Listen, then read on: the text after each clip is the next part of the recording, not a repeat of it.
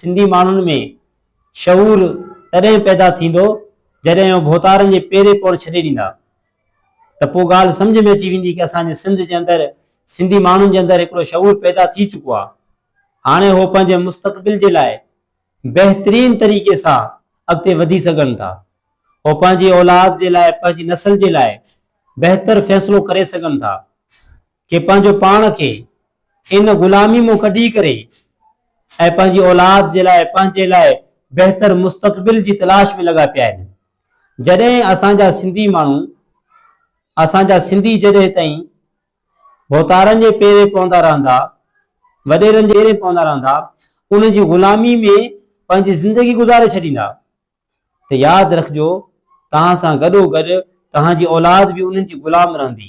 तव्हां उन्हनि जा ग़ुलाम हो ऐं तव्हां उन्हनि जे पेरे पवण वारा हो ऐं तव्हांजो मुस्तक़बिल इहो, तव्हांजी ज़िंदगी इहा ई गुज़री कि तव्हां सरदारनि वॾेरनि जे पेरनि ते पई पई पंहिंजी ज़िंदगी एतिरे ताईं गुज़ारी।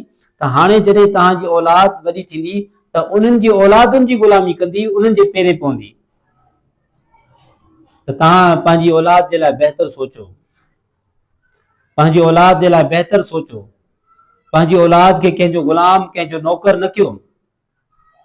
तव्हां मजबूरी में अगरि कंहिंजे पेरें पियव, तव्हां मजबूरी में अगरि कंहिंजे साम्हूं झुकिया हो, तव्हां मजबूरी में अगरि कंहिंजी ग़ुलामी कई आहे, तव्हां मजबूरी में अगरि का जॻह न छॾे सघियो पंहिंजो, तव्हां मजबूरी में अगरि उतां न निकिरी सघियव, त तव्हां पंहिंजी औलाद खे कढण जी कोशिशि कयो।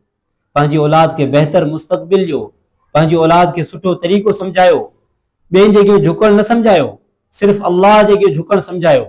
इहो ई हक़ आहे तव्हांखे ऐं असांखे, अल्लाह जे अॻे झुकूं, अल्लाह जी इबादत कयूं, अल्लाह खां सवाइ ॿिए कंहिंजे अॻे न झुकूं, अल्लाह खां सवाइ ॿिए कंहिंजी ग़ुलामी न कयूं, मज़दूरी करे खाओ। तंहिंजे करे पंहिंजे बहितर मुस्तक़बिल जे लाइ, पंहिंजी औलाद जे लाइ बहितर सोचो। कंहिंजे अॻियां पेरें पवण, कंहिंजे अॻियां झुकण, कंहिंजी ग़ुलामी करण, कंहिंजे इशारनि ते उथण, इहो तव्हांजे लाइ बि सुठो न आहे, तव्हांजी औलाद जे लाइ बि सुठो न आहे। पंहिंजे लाइ बि बहितर फ़ैसिलो कयो, पंहिंजी औलाद जे लाइ बहितर फ़ैसिलो कयो। जॾहिं तव्हां भोतारनि ऐं सरदारनि ऐं नवाबनि जे पेरे पवण छॾे ॾींदव त तव्हांजी औलाद ते हुनजो असरु थींदो। अगरि तव्हां ई पेरे पवंदव त तव्हांजा नंढड़ा नंढड़ा ॿार बि तव्हांजी मौजूदगी में उन्हनि जे पेरनि ते किरी पवंदा, इहे मासूम ॿार।